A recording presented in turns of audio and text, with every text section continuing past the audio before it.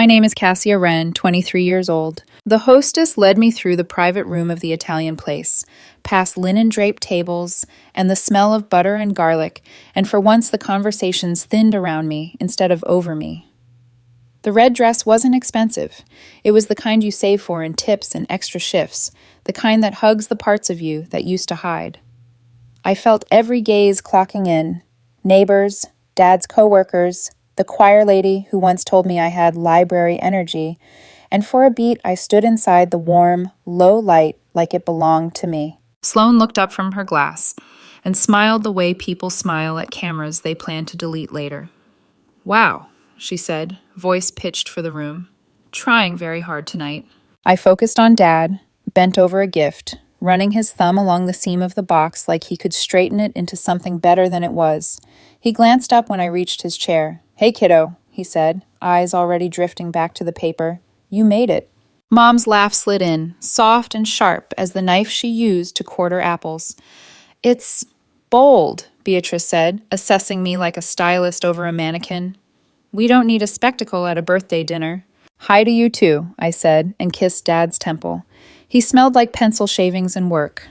Aunt Josephine caught my eye from the far end. Samuel's older sister, bracelet of turquoise beads, mouth pulled tight as if she'd just bitten into citrus.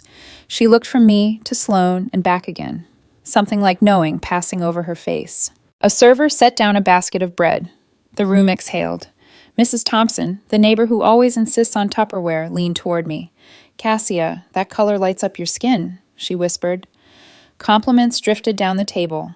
Jenna and Matt, two friends I'd tucked into seats like life vests, lifted their glasses in a small salute. Lily, stationed near the bar with her phone because she does content for a living, caught my eye and nodded once. "Good?" I breathed. Sloane shifted. The set of her jaw was a memory. "So," she said, tilting her wine enough to make it almost spill. "Red, huh? A little desperate? We get it. You own a mirror." "Thanks for the feedback," I said, aiming for light. The heat under my skin pulsed once, twice. Somewhere behind me, a fork chimed on porcelain, the accidental ring of a toast that never happened. Beatrice didn't look at me when she said, "Don't be sensitive. This is your father's night." She smoothed her napkin with 2 fingers, the way she used to smooth out my hair clips before telling me to change them. Dad cleared his throat and lifted his glass. "To another year," he said, and people echoed it, grateful for a script. I have learned that you can live a whole life in the space between a joke and a slap. The jokes begin early. When Sloane was 16, she got the car because she has more places to be. When I was 16, I got a speech about saving for something practical. "Family helps family," Mom said, when Sloane's card declined again, and my bookstore money evaporated into her brunches and boots. Dad said, "Work hard, kiddo," like he was handing me a map and a blindfold at once. At 14, I brought home a ribbon for a short story, and Beatrice asked me to iron Sloane's skirt for cheer tryouts. Sloane laughed and said, "Don't burn it, Mouse." I didn't. Mrs. Thompson's voice cut back in. "Truly, Cassia," she said, kinder now, "you look beautiful." Lily's phone hovered nearby, lens down, just another guest holding a device in a room of devices. The compliments stacked up like a flimsy barricade. Sloane set her glass down, the base clicking on wood. "Oh, please," she said. "We're acting like she's the star of a runway." Then the hand. Fast, clean, the arc so familiar it felt rehearsed. My cheek went hot, then prickled, then burned in a single long note. Someone gasped. The chandelier hummed. For a second, I saw the room from above, like a camera on a crane. Forks suspended, mouths open, Beatrice's lips curving, Samuel studying the table, Aunt Josephine rigid as a lamppost. "You deserved it," Beatrice said, and the room snapped back into my body. It wasn't the first hit I'd taken from them, just the first with an audience that could keep time. I touched my face. It felt unreal, as if the flesh belonged to someone else. Lily's phone had shifted without my noticing. Jenna and Matt's, too. Across the table, Aunt Josephine looked at me with that same lemon-bitten mouth, and then at Sloane, and the look wasn't surprise. It was fatigue. "Happy birthday," I said to Dad. My voice sounded like it had walked in late. He lifted his glass again, a reflex, then set it down. I left without the dessert course. On my way out, I heard an older man near the door murmur, "This will get around." The way gossip does. The way truth does, if you nudge it. In my apartment, the red turned into a bruise you could measure. Lily sat on the arm of my thrift store sofa and handed me a cold compress. You okay? She asked. Then, before I could answer, I got it. Everyone got it. Do you want this? Want what? To stop pretending it's just a bad night. She unlocked her phone. A still image glowed. Sloane's hand midair, my head turned, Beatrice behind me, with the smallest smile, the kind people wear when something has clicked into place exactly as they knew it would. Another photo. My face after, shock or relief, hard to tell which. A third, Mom looking away, Dad smoothing the crease in a menu that wasn't there. Jenna and Matt were already texting the files, their messages stacking like spare ribs. My own phone lay face down on the coffee table, screen pulsing against wood. You don't have to do anything, Lily said, voice even. Or we build. We tell the story straight. No embellishment. Just light and angles and context. It's your call. I thought of the nights Beatrice called to say Sloane needed help, and my rent went hungry. I thought of the Christmas scarf I bought with tips that Mom folded once and set aside for the glittering knockoff earrings Sloane had bought her at the gas station. I thought of Aunt Josephine's face tonight, how knowledge sat in her eyes like a stone. I thought of Samuel, polishing his silence like a family heirloom. I pressed the compress harder against my cheek, felt the ache bloom and ebb. If I put this out there, I said, they'll call it drama. They already did, Lily said. I took Lil's phone and scrolled through the images again, each one an angle I'd tried not to see. Okay, I said, but not revenge. Accuracy. Lily smiled without showing teeth. Copy. We'll name patterns, not just people. We'll say what happened. We'll keep your voice clean. I nodded. Out the window, the city glowed like a low ember. Somewhere across town, Beatrice was rehearsing a line about daughters and respect. Sloane was pouring herself another glass and calling me ungrateful. Samuel was rinsing plates. Aunt Josephine was sitting with an old memory she hadn't said out loud yet. Start a draft, I told Lily. We'll call it something that sticks. Something like a siren. Red alert, she said, fingers already moving. The ice melted in the towel. The heat in my cheek softened but didn't leave. I took a breath, slow as counting tips, and gave the nod that turns a private story into a public record. Somewhere, a line I'd been drawing all my life finally crossed the page. By dawn, my cheek had turned from red to violet, but the fire underneath hadn't cooled. Lily was still on my couch, hair in a messy bun, laptop balanced on her knees, caffeine fueling principle. We'd written and rewritten the caption 3 times. The photo sat centered on the screen. Sloane's hand midair, Mom's smile, my face mid-swing, a perfect snapshot of hierarchy. I stared at the blinking cursor beneath the image, feeling my pulse climb every time I hovered near post. It's not just about the slap, Lily reminded me quietly. It's about every time they made you smaller. The words came like muscle memory. Caption, this isn't just a bad night, it's a lifetime. My sister hit me at my dad's birthday dinner because I wore a red dress. My mother laughed. My father stayed silent. For years, I've paid their bills, kept their secrets, and pretended it was normal. No more. Hatshab red alert. We added a second image, me in the red dress before the dinner, smiling, unaware. Lily looked at me. Ready? I nodded, though my stomach churned. She hit post. The sound of that small click felt louder than the slap itself. By noon, my phone was a live wire. Comments, mentions, reposts. Are you okay? This is heartbreaking. I've been there. You're so brave. Someone added, the red dress didn't deserve a slap. Another, family doesn't mean ownership. Within hours, red alert trended locally in Boston. Lily laughed under her breath. They thought this would stay in the room. I sat back on the couch, scrolling through notifications that blurred into one another. The messages felt like an avalanche, empathy mixed with disbelief. For every voice that called me strong, another whispered attention seeker. I tried not to read those. Jenna texted a screenshot. You're on Boston Buzz. Local blogger shared it. The headline read, Sisterhood Gone Wrong, a birthday, a slap, and a viral red dress. My face was cropped neatly beside Sloane's. The perfect digital morality play. That evening, my parents called. I didn't pick up. Mom's voicemail came through crisp rehearsed. Cassia, delete that nonsense. You're humiliating us. Your father's work friends are calling. Then a text from Sloan. Nice stunt, enjoy your 15 minutes. I typed, at least mine aren't bought, but didn't send it. Instead, Lily drafted a second post. This one wasn't about the slap. It was about the pattern. You can't call it family when love feels like debt. When I was 15, I paid for my sister's phone bill. When I was 18, I covered her rent. When I was 21, I stopped asking to be thanked. We attached proof, blurred screenshots of Venmo transactions, my name underneath payment notes, car repair, credit card late fee, emergency, again. Lily's hands paused over the keyboard. You sure you want to include this? Yes, I said. They told me family means paying up. Let them see what that really looked like. By nightfall, it had reached news aggregators. A journalist from Daily Metro Boston DM'd asking for comment. I didn't respond, but I saw the story anyway. Family betrayal at birthday bash. Viral post sparks discussion about favoritism and emotional abuse. They didn't name us, but anyone who knew the Walsh family didn't need help connecting the dots. Sloane's social media turned quiet. Her last story, posted hours before the dinner, showed her holding that same wine glass captioned "Cheers to Family."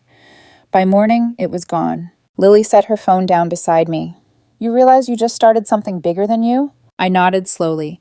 The comments were full of strangers sharing their own stories.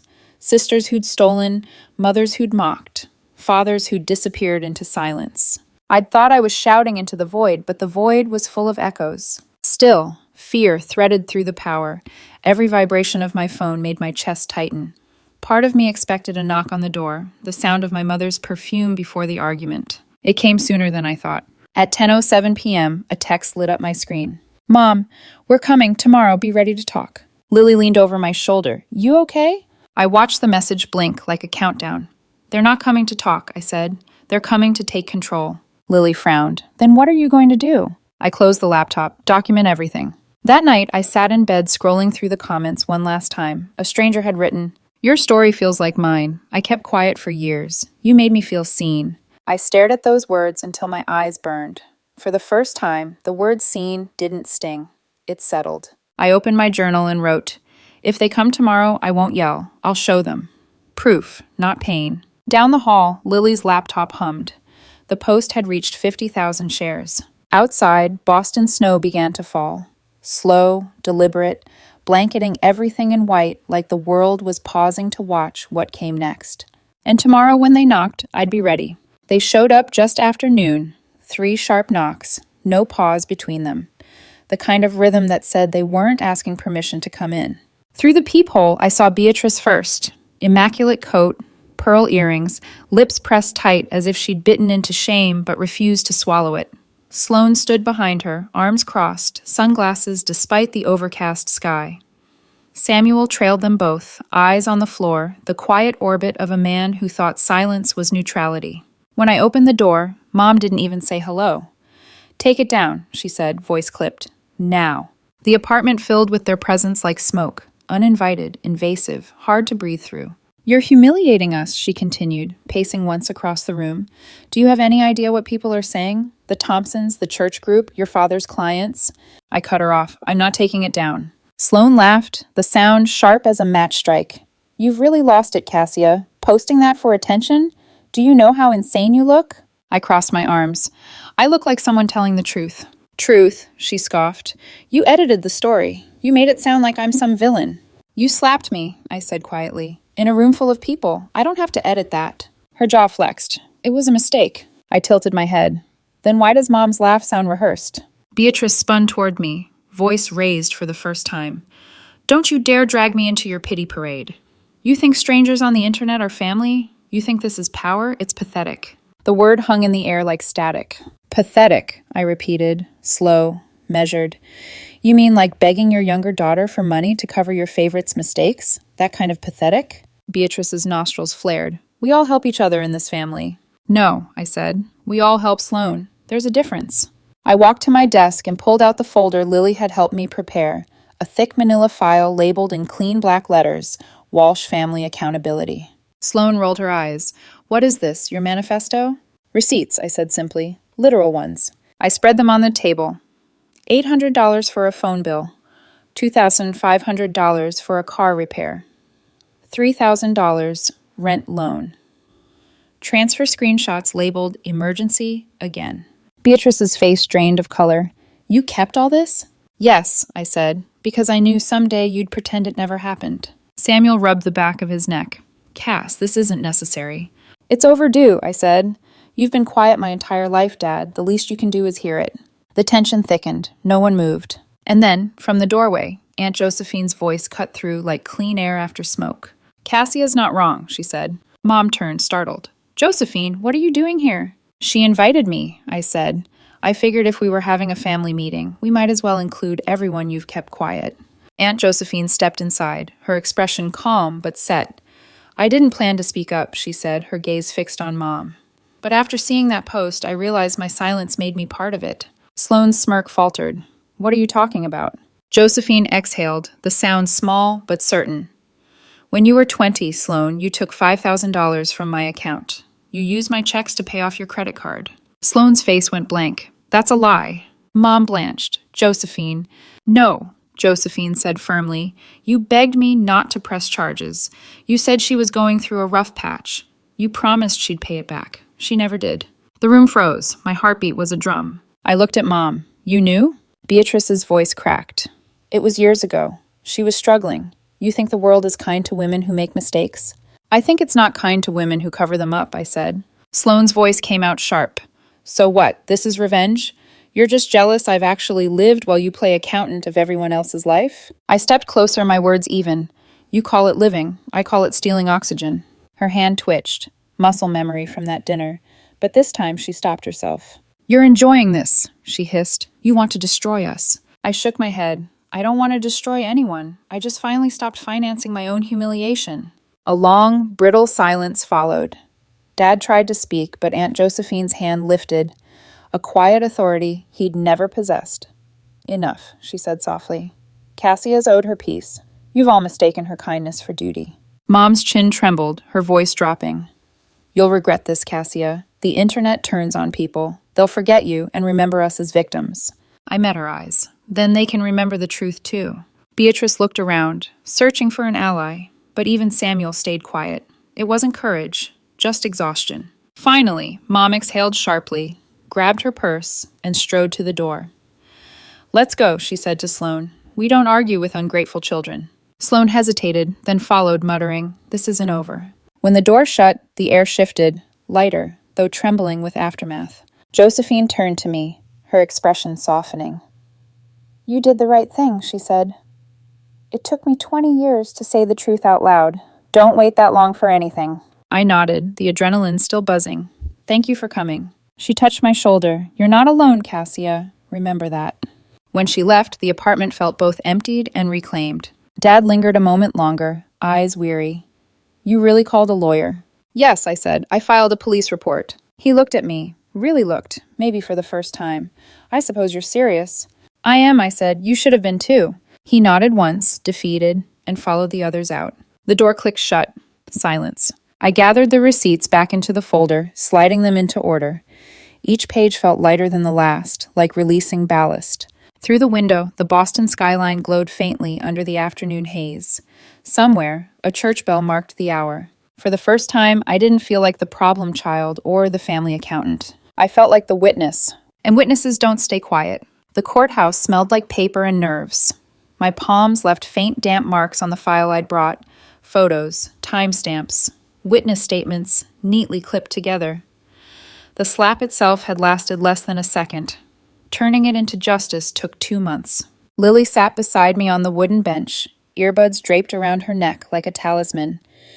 Remember, she whispered, you're not the villain in their story anymore. You're the author of yours. Across the aisle, Sloane adjusted her blazer, white, spotless, a costume of innocence. She looked smaller than I remembered, eyes darting to the reporters outside the glass doors. Beatrice sat behind her, whispering in her ear, a mother bird shielding a wounded hawk. Dad had come too, jaw locked, hands buried in his pockets. He didn't look at me. The judge entered. Everything stood still. When the clerk read the charges, misdemeanor assault, public incident, I felt the echo of that night. The sting, the gasps, the click of 100 phones. Sloane's lawyer called it a momentary lapse, citing stress, alcohol, sibling rivalry. Mine called it a pattern, using the footage, the posts, the unpaid debts as context for years of humiliation turned physical. When it was my turn to speak, my voice surprised me, steady, clear. This isn't about a single slap, I told the court. It's about the way silence becomes permission. Sloane stared at her lap. Mom's knuckles whitened on her handbag. The ruling was simple. The evidence was too loud to ignore. Guilty. 100 hours of community service, a 2-year restraining order, mandatory anger management classes. When the gavel fell, I didn't feel triumph, just air returning to a room that had been sealed shut for years. Outside, reporters waited like gulls, circling. Lily shielded me with her coat as we hurried down the steps. "How does it feel?" one of them called. "Fair," I said, and kept walking. By evening, the verdict was online. #Red Alert trended again, now with headlines. Local influencer found guilty in viral family assault case. Justice for Cassia Ren. Sloane's name disappeared from her own platforms overnight. Sponsors quietly pulled away. One fashion brand issued a statement about ethical partnerships. But the real fallout wasn't hers alone. Beatrice's world cracked next. At the next Sunday service, no one sat beside her. Mrs. Thompson crossed the aisle mid-hymn. At her beloved book club, half the members left the chat. The comments under her carefully worded apology post, "Families fight, but love wins," were merciless. "Love doesn't slap. You laughed while she cried. Apology without accountability is PR." She tried to salvage it with another post, black and white photo, Bible verse caption, but it only drew more attention. For the first time in her life, Beatrice couldn't curate perception. Dad stayed neutral, which was its own kind of absence. He called once, left a voicemail. "Cass, we can't change the past, but maybe we can move on." I didn't return it. Moving on without acknowledgement isn't peace. It's denial with better lighting. That week, I walked into therapy for the first time. My therapist, a soft-spoken woman named Evelyn, asked, "What are you hoping to fix?" "Nothing," I said. "I just want to stop feeling like I have to fix everyone else." Evelyn smiled like she'd heard that 100 times. "Then maybe we start with what silence costs you." We unpacked it. The guilt, the reflex to apologize first, the muscle memory of walking on eggshells. Every sentence felt like exhaling after years of holding my breath. Some nights, I still scrolled through old photos, family vacations where I was the one holding the camera, invisible in my own memories. I stopped deleting them. They were evidence of survival, not shame. Meanwhile, the city that had once ignored my family started whispering about them. At the grocery store, I overheard 2 women murmuring, "That's the girl from the video, the one who stood up." At the bookstore, a stranger left a note tucked between receipts. "You gave me courage to cut ties. Thank you." It was anonymous, scrawled in blue ink. I kept it pinned to my fridge. Aunt Josephine called, her voice trembling between apology and relief.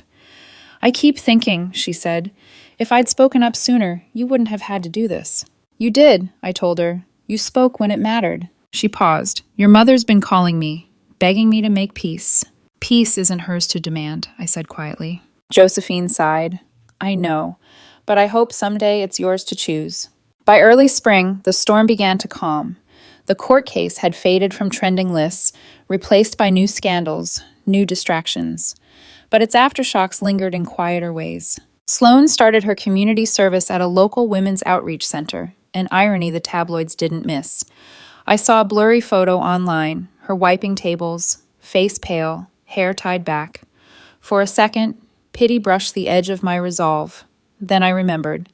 Pity and permission look the same when you're tired. Beatrice, meanwhile, had vanished from social media entirely. Word around the neighborhood said she'd sold her vintage jewelry to cover Sloane's legal fees, the image queen dethroned by her own reflection. I didn't celebrate. I just kept going. Work, therapy, slow mornings with coffee and quiet. One night, Lily asked, "Do you regret posting it?" I thought about it, about the chaos, the headlines, the sleepless weeks, then about the message pinned to my fridge, the strangers who said, "Me too." "No," I said finally. "I regret how long I waited." Still, sometimes the ache crept back, the invisible bruise that had nothing to do with the slap, the kind that comes from realizing love, as you knew it, was a mirage you kept trying to refill. Evelyn called it grief of recognition. I called it growing up. The difference, maybe, was that now I could sit with it without trying to fix it. The family that once consumed my time now occupied only a single folder on my computer, case closed.pdf. No rage, no revenge, just record keeping. And when I shut my laptop each night, I felt something I hadn't in years: quiet, simple ownership of my own story. That spring, the bookstore hosted a local authors' night. I didn't read anything, but I stayed late to help clean up. The event manager, a woman in her 50s, lingered by the counter and said, "You look familiar. You were in the news, weren't you?" I smiled small. "Maybe once." She nodded thoughtfully. "Glad you found your voice." So was I. The night air outside was soft, almost forgiving. For once, I didn't check my phone when it buzzed. I let it ring, unanswered. Whatever it was, Mom's attempt, Dad's excuses, Sloane's apology, drafted by guilt, it could wait. The story was still unfolding, but it belonged entirely to me now. Spring melted into early summer before I realized how long it had been since I'd heard from them. Silence used to feel like punishment. Now it felt like air. The mornings came slower. Sun through thin curtains, coffee on the stove, the hum of the city below my window. I'd started working extra hours at the bookstore, curating the front display with titles about boundaries and rebirth. Customers asked if I'd read them all. I just smiled and said, "Working on it." Lily visited often, still half my chaos and half my compass.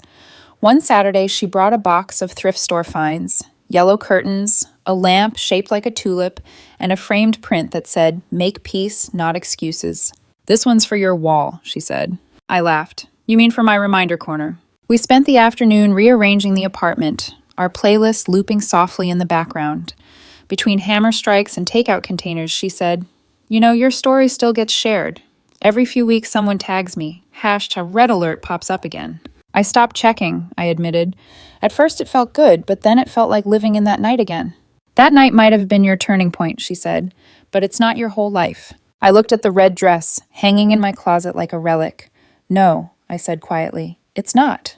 A week later, an email landed in my inbox from the local women's support group that had first reached out months ago. They were hosting a meeting, open to survivors of family abuse, emotional or physical, and wanted volunteers. I hovered over reply for a long time. Part of me still hesitated around anything that smelled like confrontation, but something inside nudged me. The version of me who once froze under a chandelier, cheeks burning, pulse racing. She deserved to see what peace could look like. So I showed up. The room was small, walls painted lavender, the air heavy with coffee and old carpet. About 20 women sat in folding chairs, faces open but tired, eyes scanning each newcomer with quiet recognition. No judgment, just a shared understanding. I didn't speak the first night. I listened.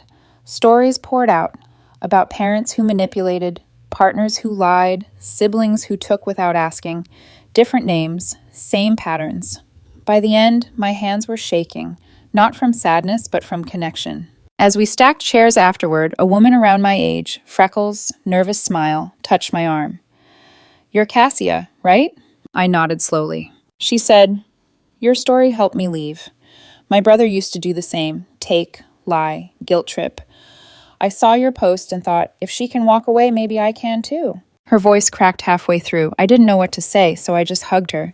It wasn't the kind of hug that fixes things, just the kind that says, "I see you, and you're not crazy." After that, I started volunteering regularly, setting up chairs, taking notes, organizing donations.